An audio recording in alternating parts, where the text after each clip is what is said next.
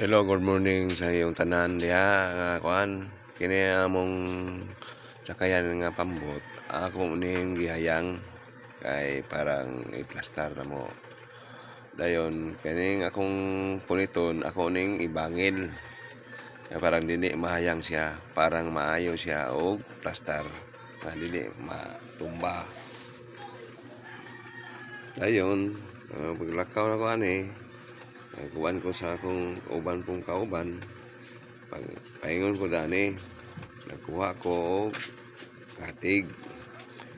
Di man muna ako madawg ako resa, ako ning tawag akong kauban parang daog yun mo. Tara na ako sa katig. Dahil tawag na ko, dahil na ni Dol, dayon. Upat kabuk, may gadayong ani. Kay bugat biya po ning katiga. Apoy nagkaon ng sigang mata. O ni among gi-plaster. Gidayungan na mo mga kalods, mga kabady.